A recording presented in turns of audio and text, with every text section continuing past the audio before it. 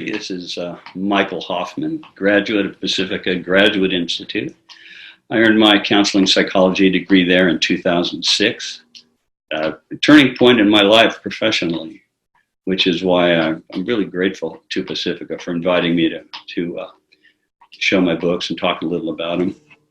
The first book that I'm going to talk about is the Thirsty Addict Papers, Spiritual Psychology for Counselors. And how that happened through Pacifica was I'd gotten sober in 1992, but I didn't go to Pacifica until 2003. So I didn't have a Jungian approach to the experience of addiction at all.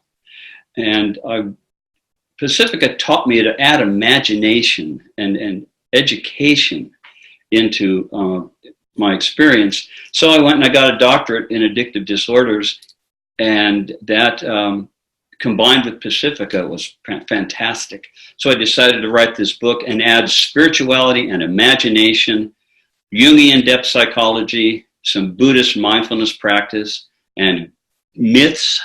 Pacifica is all about myths, and some existential philosophy in there too. So the book's divided up into the Jungian depth part, which talks mostly about the shadow in myth and the archetypes of the shadow. Talk about some characters through mythological history. Dionysus, he had a shadow. Tantalus, he had a shadow. Even talks about Hitler a little bit. He worshipped Wotan, the ancient berserker god of destruction. So that section ends up talking about how to approach the transcendent function through addiction. You don't end up dead. You can reach a transcendent function where the shadow goes from a dark shadow to a golden shadow. That's nice. The Buddhist mindfulness section is very practical because it teaches some meditation techniques, Tibetan and also Chinese Buddhism techniques.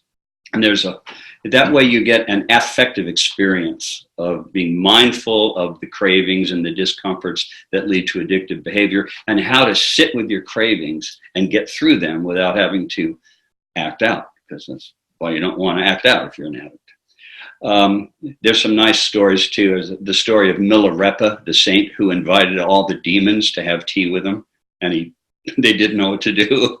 So he disarmed his demons by accepting them.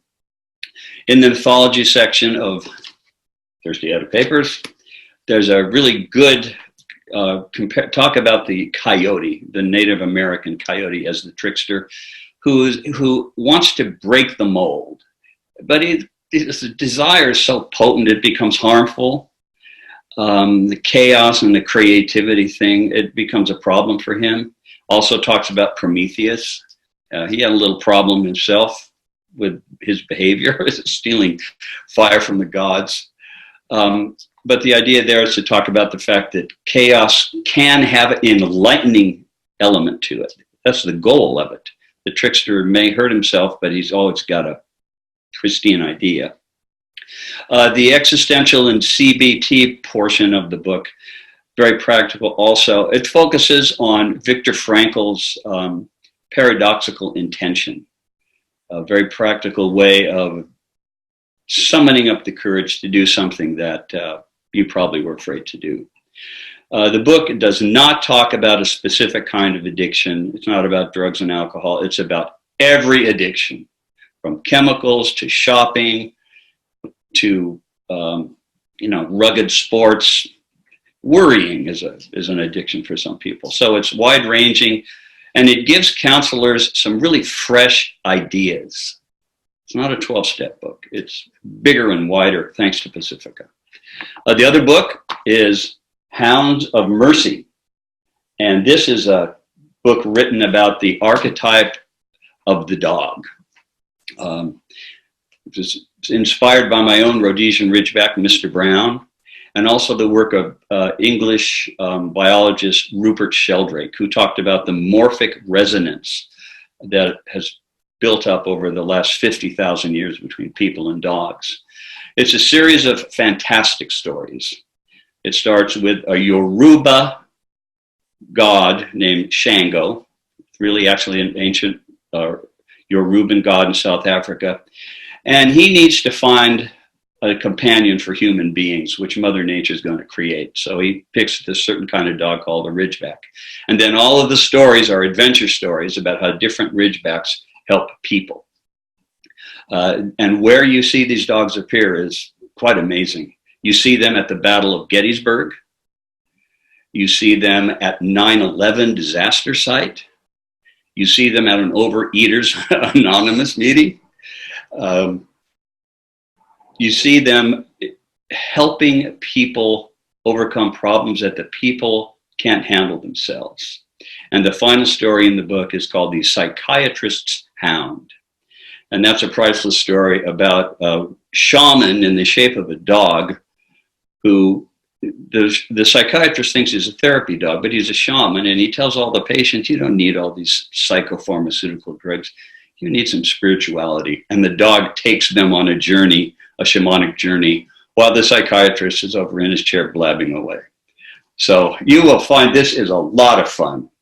You don't have to care about spirituality or mythology to love this book. It's fantastic.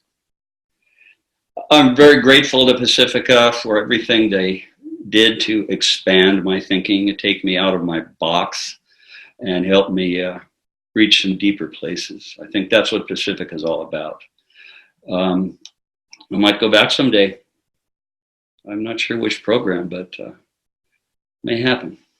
So, also, I forgot to mention this. Hounds of Mercy, to one reviewer, the people at Kirkus Review, said it reminded them of the writing of W. Bruce Cameron, A Dog's Purpose. I thought that was a beautiful recommendation. I simply call it Lassie Goes into the Twilight Zone. So I'd like to thank Ivan Leon for helping me get this video done. Thanks to all my professors in Pacifica. And Alan Kane, I remember, introduced me to the Trickster. So thank you, Pacifica. This is Michael Hoffman. I'm out. Thank you.